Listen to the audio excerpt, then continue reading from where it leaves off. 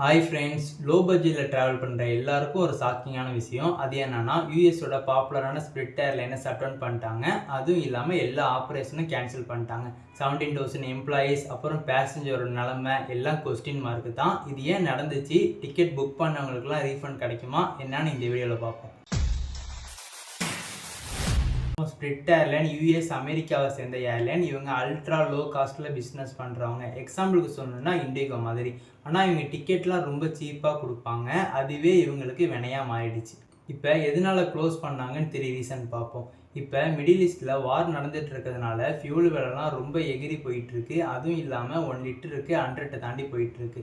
இவங்க flight ticket ரொம்ப கம்மியாக கொடுக்கறதுனால அதிக விலைக்கு ஃபியூல் போட்டு ஃப்ளைட் ரன் பண்ண முடியாமல் க்ளோஸ் பண்ணிட்டாங்க. இது ஒரு ரீசன். இன்னொரு ரீசன் என்னென்னா, இவங்க கவர்மெண்ட் கிட்டே ஹெல்ப் கேட்டாங்க. அதுக்கு கவர்மெண்ட்டை ஹெல்ப் பண்ணுறேன்னு சொன்னாங்க. எவ்வளோனா 4,175 crore. ஆனால் அதுக்கு கவர்மெண்ட் என்ன டிமாண்ட் வச்சாங்கன்னா 90% ஷேரிங்கை எங்களுக்கே கொடுக்கணும்னு. இது ஒரு ஏர்லைனாக இருக்கும்போது நிறைய பிஸ்னஸ்மேன் இதை நம்பி இன்வெஸ்ட் பண்ணியிருப்பாங்க.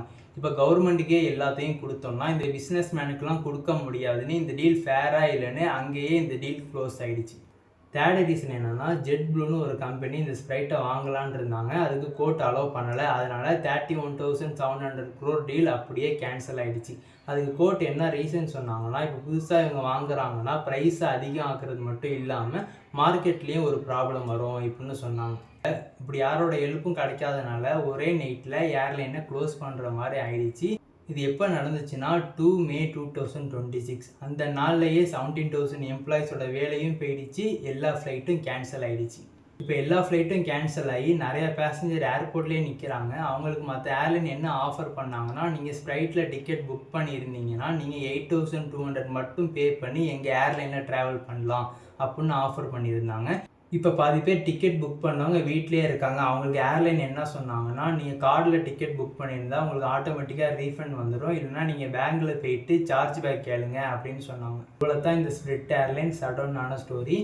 எனக்கு என்ன கஷ்டமாக இருக்குன்னா, 34 வருஷமாக ஒரு ஏர்லைன் இருக்குது. அதில் 17,000 எம்ப்ளாயிஸ் வேலை பார்க்குறாங்க.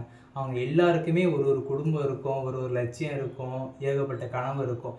இது எல்லாமே ஒரே நாள்லையே சொல்லாமல் கொள்ளாமல் இப்படி க்ளோஸ் ஆனதுனால இவ்வளோ பேரோட லைஃப் என்ன ஆக போகுது? இதுதான் ஒரு பெரிய கொஸ்டின் மார்க்காக இருக்குது. ரொம்ப கஷ்டமாக இருக்குது. இதோட நின்றா பரவாயில்ல. இந்த ஃபியூல் விலை அதிகமாக இருக்கிறதுனால போக போக நிறைய ஏர்லைன் க்ளோஸ் ஆனிச்சுன்னா நிறைய பேருக்கு வேலை இல்லாமல் போயிடும். இதை பற்றி நீங்கள் என்ன நினைக்கிறீங்கன்னு கமெண்ட்டில் சொல்லுங்கள்.